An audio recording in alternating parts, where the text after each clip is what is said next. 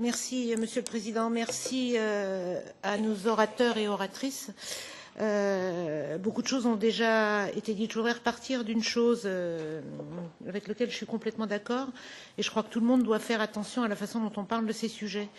Notamment, Madame, vous avez dit cesser de partir d'un postulat négatif. Je pense que c'est tout à fait vrai.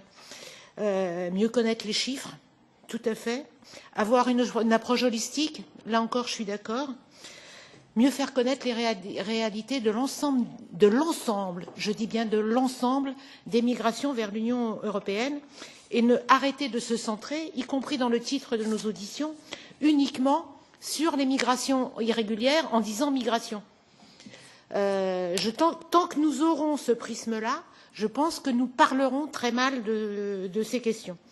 Qu'est-ce que c'est que ces migrations dont nous parlons aujourd'hui? Ce sont les migrations irrégulières, ce sont celles qui viennent des pays en voie de développement. Ce sont celles qui viennent de pays vers lesquels nous avons peu ou pas de voies légales. Ça n'empêche pas qu'il y a des migrations régulières et importantes vers l'Union européenne. Et je crois que si nous avons une approche holistique, il faut avoir ce prisme global-là. L'agenda européen des migrations, nous l'avons vu hier, quand on en fait le bilan, il est triste. Pourquoi il est triste? Parce qu'en mai 2015, il y avait 4 options. Et on regarde, et ça vous l'avez dit dans la façon d'avancer, quand on voit comment ça avance seulement sur les côtés répressifs. Ça avance sur le contrôle des frontières, ça avance sur la question des retours. Je caricature un tout petit peu, mais c'est un peu le pendant de ce que vous nous avez dit. Il y a quelques avancées, mais l'équilibre n'est pas là. L'équilibre n'est vraiment pas là. Et je crois effectivement que tant que nous n'aurons pas cet équilibre, nous continuerons à permettre aux passeurs de faire leur trafic, de trouver de nouvelles voies. Je lisais un papier hier dans la presse française qui expliquait que maintenant il y avait des passages de la Turquie vers l'Italie via des yachts et des voiliers à 6 000 € la place. 6 000 € pour ceux qui en ont les moyens. Et les autres, ils commencent à prendre une voie qui va de l'Algérie vers la Sardaigne, sans parler des voies évoquées à travers le désert, qui sont de plus en plus dangereuses. Et quand ça va nous exploser à la figure, que va-t-on dire? Quand nous aurons de plus en plus de rapports qui nous diront qu'il y a plus de morts dans le Sahara qu'il n'y en a eu dans la Méditerranée, comment allons-nous réagir?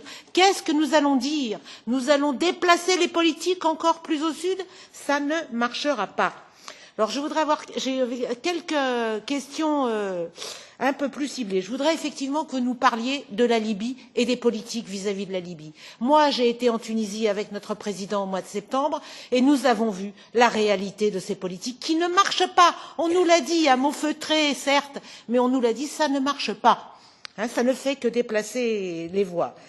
Je voudrais vous demander aussi, comme vous nous l'avez dit, comment ces politiques deviennent adultes, comment ces politiques sont de véritables politiques de partenariat, comment elles répondent véritablement aux besoins de la population. Et comment il peut y avoir des politiques européennes qui sont dans ce cadre-là, qui répondent aux besoins de la population, tant que nos États membres continueront d'avoir des relations privilégiées avec ce que j'appellerais, pour faire court, des dictateurs, et je ne prendrai qu'un exemple, comment peut-on supporter ce qui s'est passé vis-à-vis du Gabon?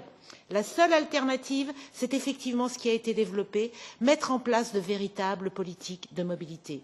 Et c'est la responsabilité de l'Union européenne, dans le cadre de la préparation de l'accord global migration internationale qui est en cours, de développer un véritable droit à la mobilité. Sinon, nous continuerons à être bancals. 1/3 seulement de la population de la planète a droit à la mobilité. Si l'article 1 de la Déclaration universelle des droits de l'homme a un sens pour ces questions-là, c'est quand toute la population du monde aura le même droit à la mobilité, et il faudra bien que les pays européens s'y mettent s'ils veulent être toujours en conformité avec leurs valeurs.